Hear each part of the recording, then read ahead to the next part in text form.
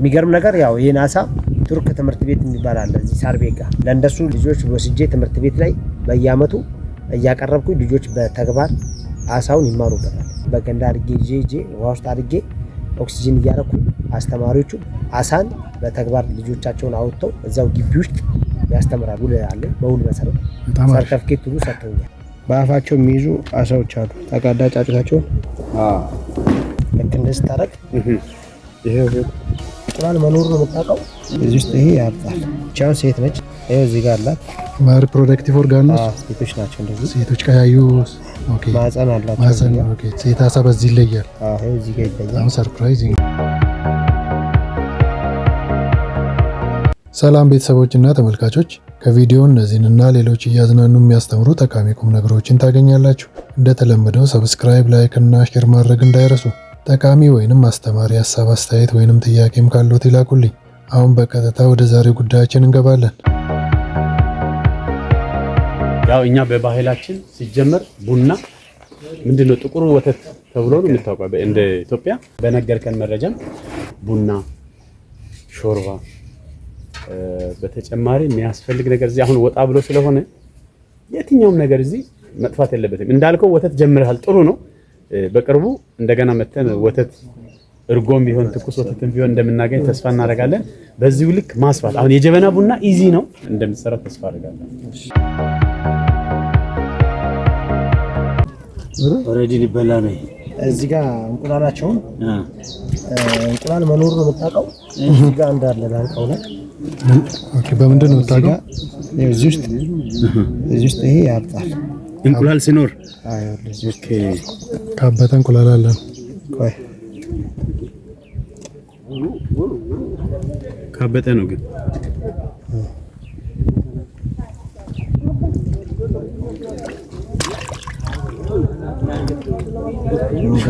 እጅን ጠብቅ። ጣላተላቸው ነው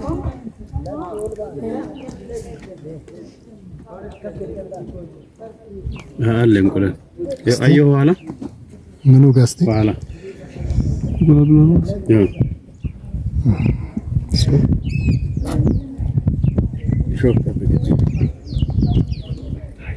እንደዚህ ታረግና አንዳንዴ በአፋቸው የሚይዙ አሳዎች አሉ። ተቃዳ ጫጩታቸውን ሻውን አለ እዚህ ጋር ጠላት እንዳይበላቸው ወደ አፋቸው።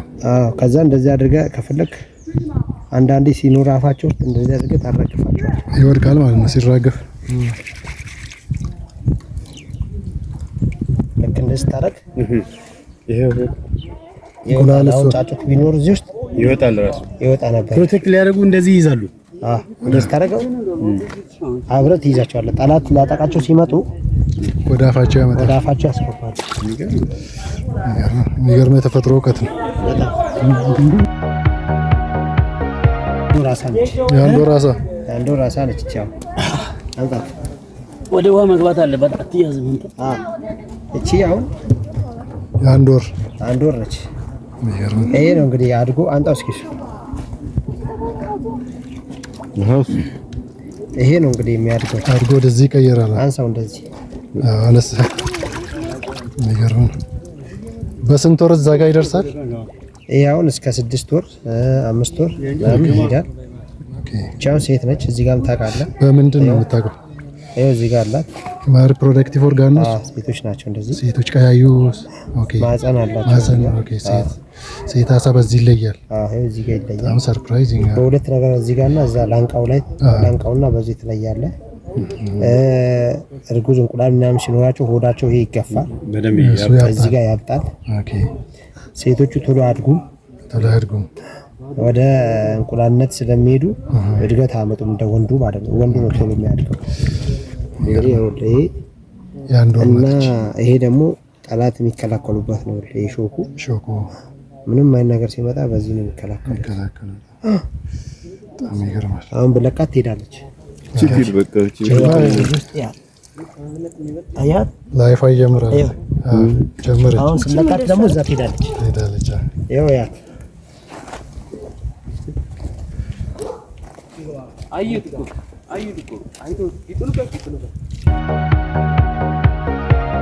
ይሄ ማዳበሪያ መድኃኒት ምናምን አይረጭም። ይሄው በዚህ በቃ እንደዚህ አንደኛ ለጤንነታችን ነው። ይሄ ነው በቃ የሀበሻው ጎመን እንደዛው ነው የሚለው።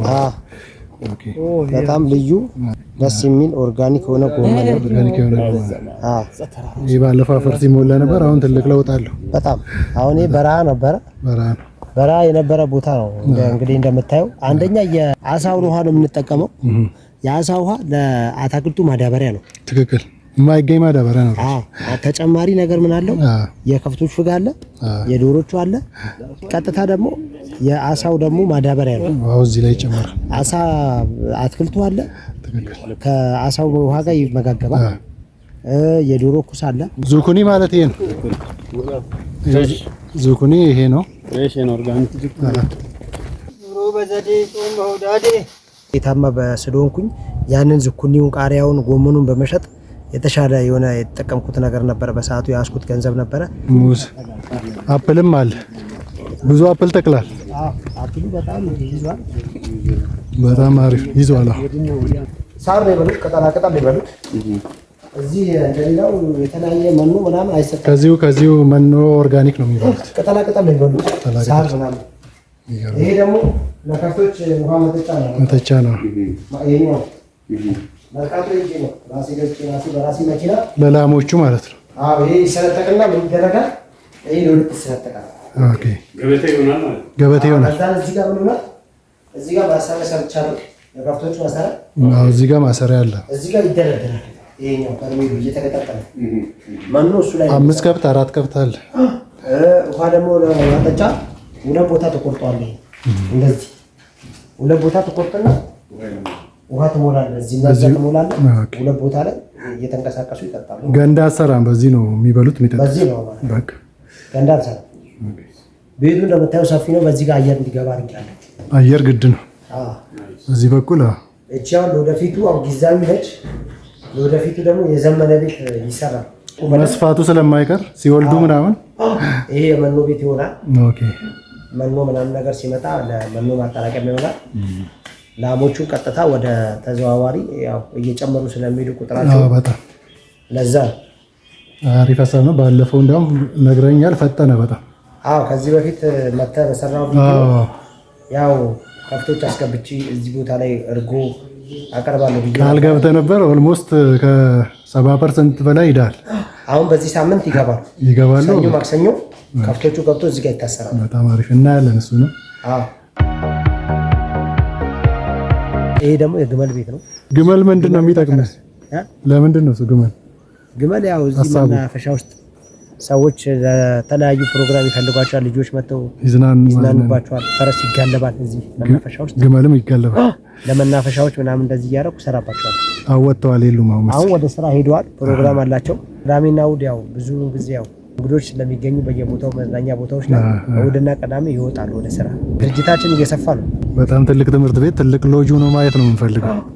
እንግዲህ ቡልቡላ ላይ ለወደፊቱ እግዚአብሔር ካለ ያው ይሄን የአሳ ቦታ ማሳደግ፣ ትልቅ ማድረግ፣ ትምህርት ቤት ደግሞ ሌላ ቦታ ላይ መገንባት። ትምህርት ቤት ማለት ያው ለቀጣይ ትውልድ ቅድም እንዳልኩ ወሳኝ ስለሆነ ትምህርት ቤት እገነባለሁ ብዬ አንዱ እቅዴ ላይ ከዚህ ቀጥሎ ያለው እቅዴ ላይ ትምህርት ቤት ነው። እዚህ ቡልቡላ ተማሪውም ደግሞ ይሄን ነገር መማር አለበት። አዎ ስለ ግብርና ስፔሻሊ ስለዚህ ስለምሰራው ስራ መጥተው የአንተ ተማሪዎች እዛው ላይ ይማሩበታል በተግባር ማለት ነው። የሚገርም ነገር ያው ይሄን አሳ ቱርክ ትምህርት ቤት የሚባል አለ እዚህ ሳርቤጋ።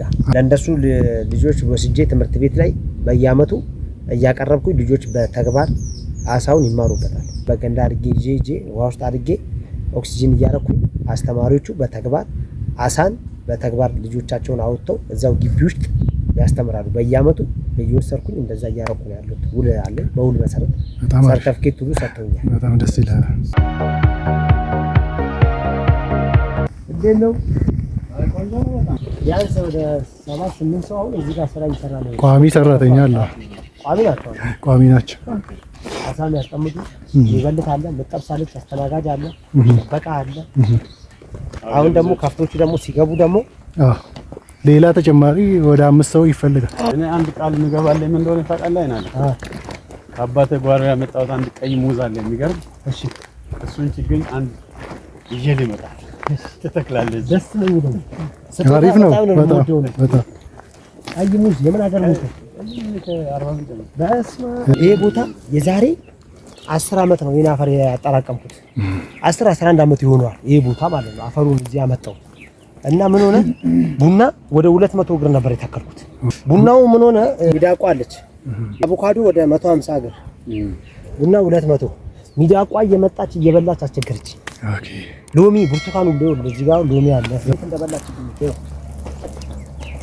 ሚዳቋ በጣም በቃ ዋጋ አስከፈለች ይሄኔ በቃ አቮካዶ የሚገርም ይሆን ነበር ፓፓያ ሁሉ ይኸውልህ አፕል አለ አፕል ይኸውልህ እዚህ ጋር አፕል አለ ብዙ ነገሮችን በላችልኝ አሁን ምንድነው ማረገው ይሄኛው እንዳያችሁ ተቆፍሯል ወደ ጎን 60 ሳንቲም ወደ ውስጥ 60 ሳንቲም ተቆፍሯል አፈር ወደ በሁለት በኩል ይወጣው በብዛት ከላይ ያለው አፈር ወደ ግራ ከታች ያለው ወደ ቀኝ ነው የተደረገው ፀሐይ እንዲበላው ማለት ነው እንዳይደራረብ የውጭኛው አሁን ከላይ ነበረች አፈነቾች ያ ከታች ይወጣው ነው በብዛት ምን ይሆናል አሁን ይሄ እንግዲህ የተዘጋጀው ለአቮካዶ ነው በ2 አመት የሚደርስ አቮካዶ አለ እሱን ያው እየፈለኩ ነው ያለው ዝርያው እኔ ግን ምን አረኩኝ አሁን ወደ 180 ጉድጓድ ተቆፍሯል ፀሐይ ይበላዋል ዝናብ ይዘንብበታል አሪፍ ይተነፍሳል ቆንጆ ይሆናል አዘጋጅቼ ቁጭ አድርጌዋለሁ ማለት ነው ይሄን ሁሉ ጉድጓድ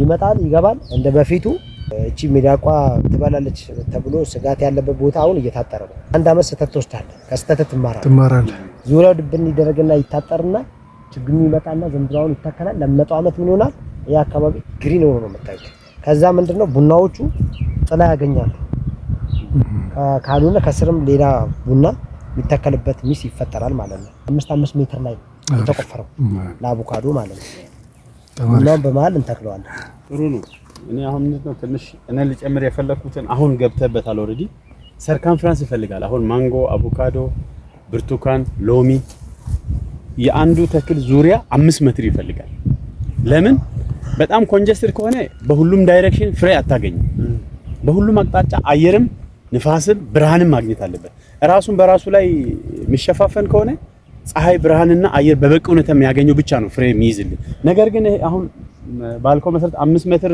ሰርከምፍራንስ አመቻችተህ ከሰጠው በእርግጠኝነት ያ በጣም ጥሩ ፍሬ ታገኛለህ 5 ሜትር እስከዛው ይሁን አይ በጣም የተራራቀ ነው እና እንደዚህ በሰልፍ ነው ያደረኩት በጣም አሪፍ በሜትር ነው በጥናት የተሰራ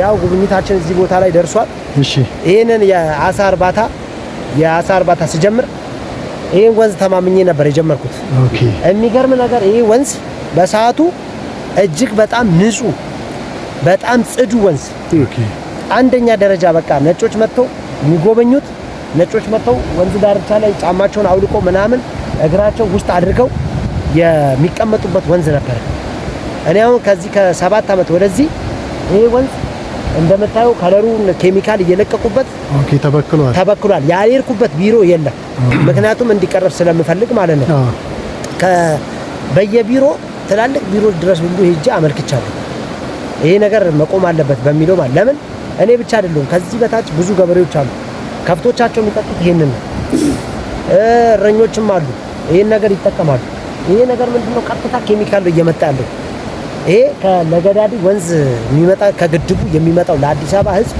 የሚጠጣው የግድቡ ውሃ ሲለቀቅ የሚመጣው ወንዝ አዎ ለገዳዲ ነው አዎ በዚህ የሚመጣው ስለዚህ ይሄ ወንዝ ትኩረት ተሰጥቶት ቢሰራ ቱሪዝም የውጪ ዜጎች መጥተው የሚጎበኙት እድል ሰፊ ነው በጣም የሚገርም አሳ ነበር እኛ ከፍቶች ስንጠብቅ ድሮ ገጠር ነበር እርሻ ነበር ከፍቶቻችንን የምናጠጣው ከዚህ ውሃ ለቤት የምንወስድ ወንዝ ንጹህ እየዋኘን ምናምን ነገር ምንታይበት ነበር ሴንትራል ይባላል ስለዚህ ይሄንን ወንዝ የሚመለከተው አካል ትኩረት ሰጥቶት ይሄንን ኬሚካል የሚለቀውን አካል ቢያስቆምና ትኩረት ተሰጥቶት ቢሰራ ይሄ ወንዝ ለወደፊቱ የሀገር ሀብት ነው አሁን ከዚህ ይሄ ውሃ ወርዶ ገበሬዎች እንግዲህ መስኖ አለ ምን አለ ኬሚካል ያለው ነገር ነው እየተጠቀምን ያለው ነው ስለዚህ ይሄ ነገር መቀረፍ የሚችል ነገር ሳይቀርፉ ያየው ከአመት አመት አሁን እየፈሰሰ ከዚህ በፊት እንግዲህ ለአሳይም እኔ በጣም ተቸግሬ ነበር አጋጣሚ ሆኖ ዝናብ ዘነበል ሞላልኝ ውሃው ማለት ነው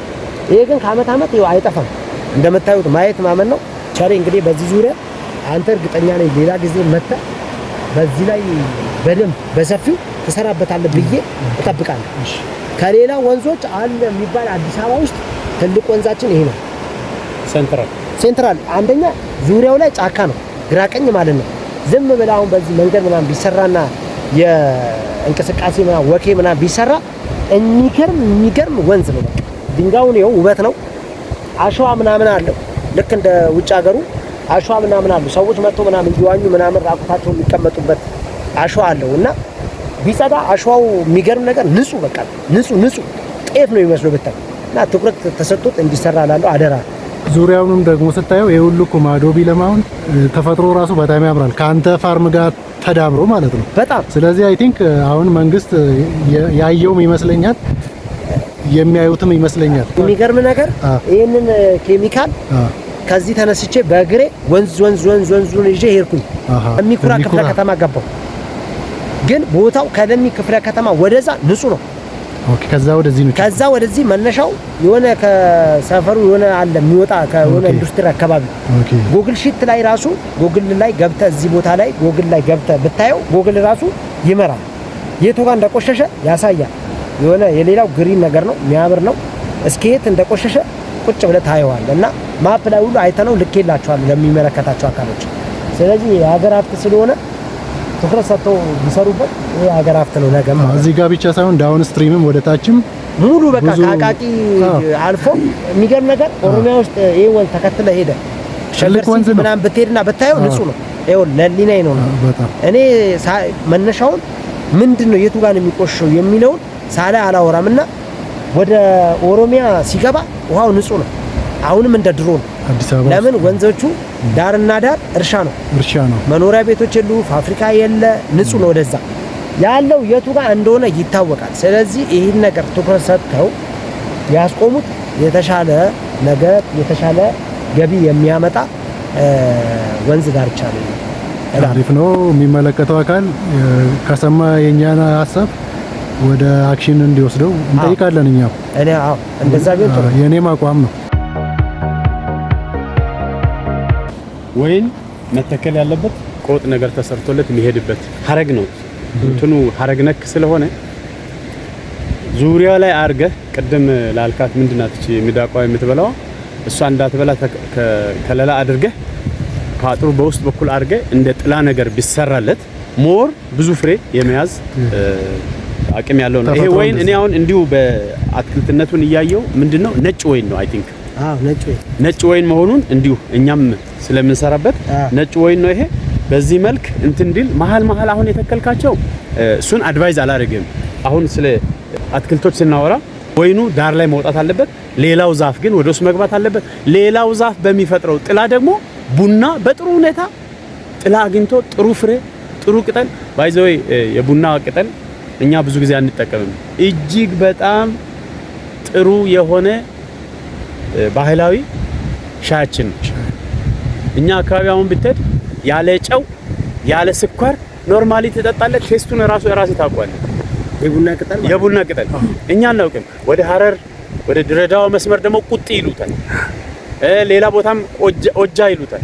በዚህ መልክ ሰው መጠቀም ያለበት ነው። አሁን ይሄ ትልቅ ገንዘብ ትልቅ ኢንቨስትመንት ነው እዚህ ጋር ያለው። አሁን እኛ ስናይ ዝም ብሎ እንዲህ የተጎዳ ይመስላል፣ ግን ይሄ ቀላል ነገር አይደለም። የአገር ሀብት ነው። የአቶ አይናለም የአሳ ምርት ዙሪያ ላይ እየለማ ያለው ይህ ልማት ለአቶ አይናለምና ቤተሰቦች ብቻ ሳይሆን ለአገርም ጭምር ስለሆነ ቅድም በተነሳው በወንዙም አቅጣጫ የሚሰማ ሰው የመንግስት አካላት መፍትሄ ማምጣት የሚችል ሰው አቅጣጫዎችን ቢሰጥ ብዙ የተሻለ ትውልድ ይቀጥላል የሚል እምነት አለኝ። ወንዞች ዳርቻ ልማት በተመለከተ አንዳንድ ቦታዎች ላይ ጥሩ የተሰራውን አይቻለሁኝ። ነገር ግን ይሄኛውን አሁን አቶ አይናለም ሲናገር ነው ትንሽ አስደንጋጭ ሆኖብኛል። ተስፋ አድርጎ አሳውን ከጀመረ በኋላ ወደ ኬሚካል ሲቀየር ይሄ የሚቆረቆር ሰው ሊኖር ይገባል። አንድ አቶ አይናለም ብቻ አይደለም፣ ከታች ያሉ ሌሎች አርሶ አደሮች አሉ፣ የተለያየ እህል ምርት የጓሮ አትክልት የሚያመርቱበትና ይሄን ኬሚካል ማኔጅ ማድረግ አይከብድም። ይሄ ማለት ደግሞ ኢንዱስትሪዎች እንዲጠፉ እንዲቆሙ አይደለም፣ ሶሉሽን መፈለግ ነው። ምንም ይሄ ከባድ ነገር አይደለም። ኬሚካሉን ፊልተር አድርጎ እንኳን ቢሆን ኬሚካሉ ወደዚህ ባይመጣ ከብቶች ይጠጣሉ፣ አትክልት መሬት ላይ ይገባል። መሬት ደግሞ ንጹህ ነገር አግኝቶ ነው ንጹህ ነገር መስጠት የሚችለው። ወደ ሌላ ነገር እንትን ከምን ይሄንንም ጭምር መፍትሄ ቢፈላለግልን የተሻለ ሰዎች ሆነን ወደፊትም የተሻለ ሀገር እንዲኖረን እንሰራለን የሚለውን ለማለት ነው። አመሰግናለሁ። ኑ አሳ አጥምዱ። ኑ ያጠመዳችሁትን አሳ ከፈለጋችሁ ወደ ቤታችሁ ውሰዱ፣ ከፈለጋችሁ ደግሞ እዚሁ አጥምዳችሁ እዚሁ አብስላችሁ ተመገቡ።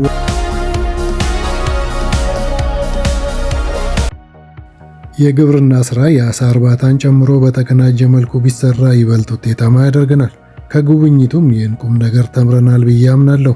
የተማርነውንም ቁም ነገር ተጠቅመን በአሳ እርባታም ሆነ በሌሎች የግብርና ስራዎች ውጤታማ እንደምንሆን አልጠራጠርም። ሰብስክራይብ፣ ላይክ እና ሼር ማድረግ እንዳይረሱ። ጠቃሚ ወይንም አስተማሪ ሀሳብ፣ አስተያየት ወይንም ጥያቄም ካለው ይላኩልኝ። አመሰግናለሁ።